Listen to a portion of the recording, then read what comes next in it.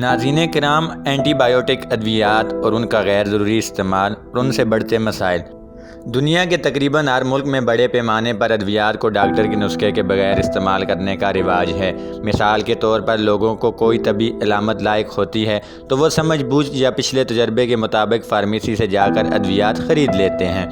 اگر کوئی دوا خاص طور پر ان کو لاحق مرض کی ہو تو علامت میں افاقہ ہوتا ہے، ورنہ ان ادویات کے استعمال سے نہ صرف پہلے سے موجود طبی علامات میں بگاڑ آتا ہے بلکہ کئی دوسری علامات بھی لاحق ہو جاتی ہیں۔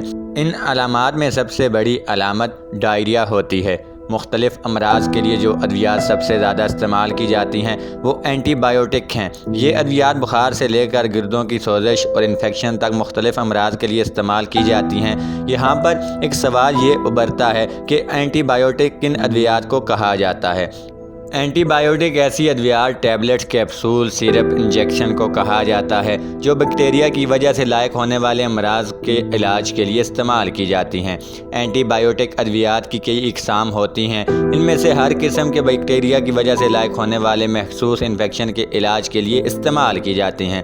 اگر اینٹی بایوٹک کی ایک قسم ایک مرض کے لیے استعمال کی جائے جس کے لیے وہ مؤثر نہیں ہے تو مرض میں کمی آنے کے بجائے شدت آ جائے گی۔ اس کے علاوہ غیر ضروری اینٹی بایوٹک ادویات استعمال کرنے کی وجہ سے معدہ سب سے زیادہ متاثر ہوتا ہے۔ ایک تحقیق کے مطابق ترقی پذیر ممالک میں اینٹی بایوٹک ادویات کو سب سے زیادہ غیر ضروری طور پر استعمال کیا جاتا ہے۔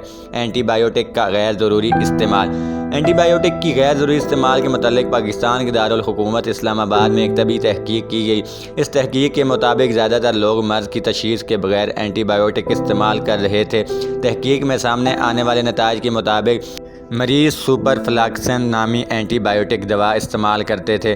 مریض یہ دوا کھانسی، ناک بہنے، زکام، اسقال، گلے کی خارش اور بخار کے علاج کے لیے استعمال کر رہے تھے، لیکن حیران کن طور پر یہ دوا سپر فلاکسن ان میں سے کسی بھی مرض کے لیے علاج کے لیے استعمال نہیں کی جاتی۔ اس نتیجے کو مد نظر رکھتے ہوئے محققین نے یہ تجویز دی تھی کہ حکومت پاکستان کو اینٹی بایوٹک کی ادویات کی غیر ضروری فروخت پر پابندی لگانی چاہیے۔